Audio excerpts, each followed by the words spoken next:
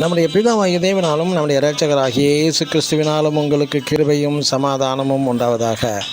கிறிஸ்துவுக்குள் அன்பான சகோதர சகோதரிகளை இன்று நாம் தியானத்துக்கு எடுத்துக்கொள்ள இருக்கிறதான வேதவசனம் நீதிமொழிகளின் புஸ்தகம் 10ஆம் அதிகாரம் 27ஆம் வசனம். கர்த்தருக்கு பயப்படுதல் ஆயுசு நாட்களை பெருக பண்ணும். ஆமேன். தாவீதின் மகன் இங்கு ராஜாவாகிய சாலமோன் எழுதிய நீதிமொழிகளின் வார்த்தை தான் இந்த வசனம். நம் தேவன் இஸ்ரவேல் ஜனங்களுக்கு பல சட்டத்திட்டங்கள் தந்து அதன்படி நடந்தால் ஆசீர்வாதமும் அதன்படி நடக்க தவறினால் சாபமும் அவர்கள் முன்னே வைத்தார். உதாரணமாக, ஒரு வண்ணத்து பூச்சி தன் முழுமையான உருவம் பெற பல கஷ்டங்களை கடந்து வருகிறது. முட்டை பருவம், இலைகளை உண்டு வாழும் புழுவின் பருவம், பூச்சியின் பருவம், கடைசியில் பூர்ண வளர்ச்சி அடைந்து அதன் பின்பு வண்ணத்து பூச்சியின் பருவமாகிறது. ஆனால் சிலவைகள் முட்டைகளிலிருந்தே அழிந்து விடுகிறது. சிலவற்றை கூட்டுப்புழு பருவத்தில் பறவைகள் சாப்பிட்டு அழித்து விடுகின்றன. ஆனால் சிலவை பூர்ணமாக வண்ணத்து பூச்சி ஆக்கி மாறிவிடுகிறது. ஆதி மனிதன் ஆதாம் 930 வருடங்கள் வாழ்ந்தான் என்று ஆதியாகமம் புஸ்தகம் 5ஆம் அதிகாரம் 5ஆம் வசனத்தில் வாசிக்கலாம்.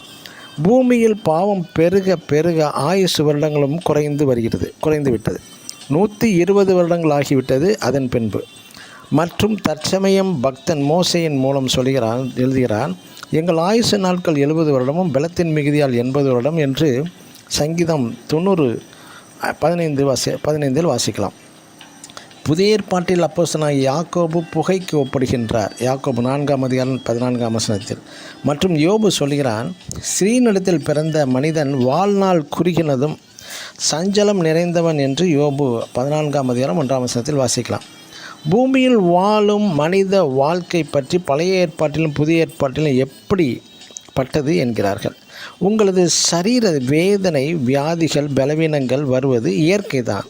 இன்று நமக்கு தாய், தந்தை, உற்றார், உறவினர், நண்பர்களை தந்துள்ளார். ஆனால் நாம் செய்ய வேண்டியது கர்த்தருக்கு பயந்து அவர் வழிகளில் நடந்தால் உன் ஆயுசு நாட்கள் பெருகும் மற்றும் என்னாலே உன் ஆயுசு நாட்கள் பெருகும் மற்றும் உன் ஆயுசின் வருஷங்களும் விருத்தியாகும் என்று பல வேத வார்த்தைகள் இங்கே தந்துள்ளார் நம்ம தேவன்.